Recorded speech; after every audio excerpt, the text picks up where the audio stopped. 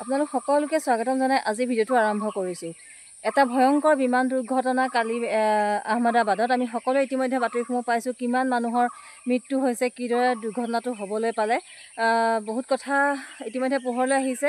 আপোনালোকক মই ভিডিঅ'টো দেখাইছোঁ, আপোনালোকে চাব, সুন্দৰভাৱে দেখিবলৈ পাব আৰু কিদৰে দুৰ্ঘটনাটো হ'বলৈ পালে। লাহে লাহে পোহৰলৈ বহুত কথাই আহিছে যে বিমানখনৰ ভিতৰখন বহুত বেছি প্ৰব্লেম হৈ আছিলে, ছুইচে কাম দিয়া নাছিলে, তাত থকা যাত্ৰীসকলে বিচনী ব্যৱহাৰ কৰিব লগা হৈছিলে। বিমানখনত কোনো সুন্দৰ ব্যৱস্থা নাছিলে, কোনো মেৰামতি হোৱা নাছিলে। বহুত বছৰ পুৰণা বিমানখন বুলি গম পোৱা গৈছে। তাৰ মাজতে সেইবিলাক ভিডিঅ' ভাইৰেল হৈছে আৰু কিদৰে সংঘটিত হ'ল এই চাওকচোন। মুকলি আকাশত এইদৰে আমি যিদৰে ৰখি আছোঁ, সেইদৰে থকা অৱস্থাত যে ঘপককৈ এখন বিমান আহি তেনেকুৱাকৈ দুৰ্ঘটনাগ্ৰস্ত হ'ব, কোনোবাই ভাবিছিলে নেকি? কিমান মানুহ, কি অৱস্থা, মানে ভাবিলে ভয় লগা এটা অৱস্থা, দেখিলে ভয় লগা, শিহৰণকাৰী এটা ইমান ভয়ংকৰ ঘটনা।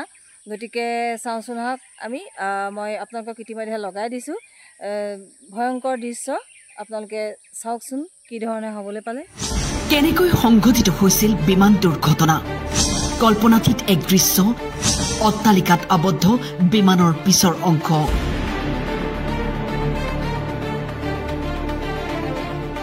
12 জুন হৈ ৰ'ল অভিশপ্ত এটা দিন। বিমান দুৰ্ঘটনাত মৃত্যু ঘটিল প্ৰতিজন যাত্ৰীৰ। এই অট্টালিকাটোতেই বহু মেডিকেল ষ্টুডেণ্টে আহাৰ গ্ৰহণ কৰি আছিল সেই সময়ত, যিটো সময়ত বিমানখনে আহি খুন্দিয়াই দিছিল। হঠাৎ এটা প্ৰচণ্ড জোকাৰণি হোৱা লাগিল ছাত্ৰ ছাত্ৰীৰ মাজত। প্ৰাণ বচাবলৈ খাদ্য পেলাই পলায়ন কৰিল, হাহাকাৰ অৱস্থা। ইফালে অট্টালিকাত আবদ্ধ হৈ থাকিল বিমানৰ এটা অংশ। দাও দাওকৈ জ্বলি গ'ল বিমানখন আৰু বিমানত থকা যাত্ৰীসকল। কলা ধোঁৱাই আৱৰি ধৰিলে সমগ্ৰ অঞ্চল। কল্পনাও কৰিব নোৱাৰি যে মাজ আকাশত উৰি থকা এখন বিমান আহি হঠাৎ এনেকৈ অট্টালিকাত খুন্দিয়াই বহি। অন্যহাতে জানিব পৰা গৈছে যে বিমান দুৰ্ঘটনাৰ সময়ত পাইলটৰ হাতত মাত্ৰ 1 মিনিট আছিল।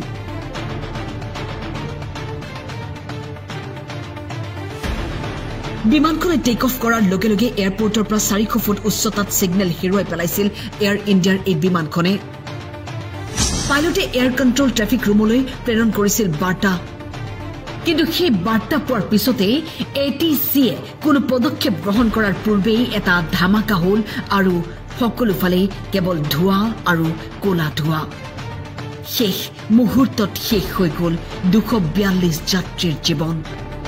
অভিশপ্ত এই বিমানখনেই কাঢ়ি নিলে প্ৰতিজন যাত্ৰীৰ জীৱন। কোন যাত্ৰী কলৈ গৈ আছিল, মাজ আকাশতেই সকলো শেষ হৈ গ'ল। কেৱল পৰি ৰ'ল যাত্ৰীসকলৰ সেই লাগেজ, সেই বস্তু।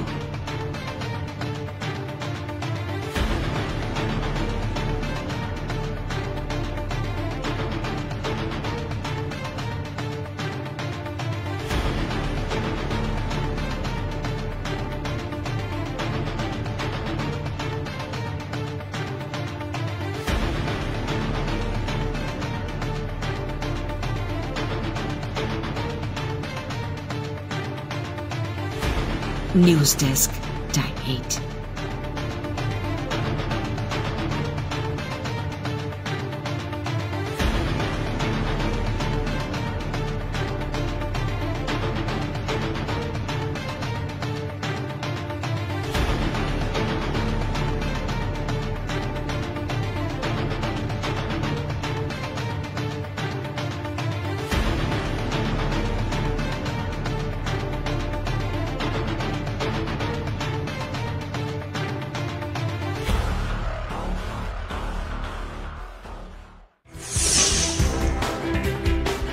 নিশ্চয় আপোনালোকে চালে নহয়নে? কি অনুভৱ হ'ল আপোনালোকৰ? প্লিজ কমেণ্ট কৰি জনাবলৈ নাপাহৰিব। মানুহৰ জীৱন মৰণৰ কথা আচলতে কোনেও ক'ব নোৱাৰে। লণ্ডনলৈ বুলি গৈ থকা সেইখন বিমান যে তেনেকুৱা আধা ৰাস্তাতে তেনেকুৱা ঘটনা হ'ব, গোটেইখন যে জ্বলি চাৰখাৰ হৈ যাব, কোনেও ভবা নাছিলে। গতিকে আপোনালোকৰ অনুভৱ প্লিজ কমেণ্ট বক্সত জনাবলৈ নাপাহৰিব। Bye bye.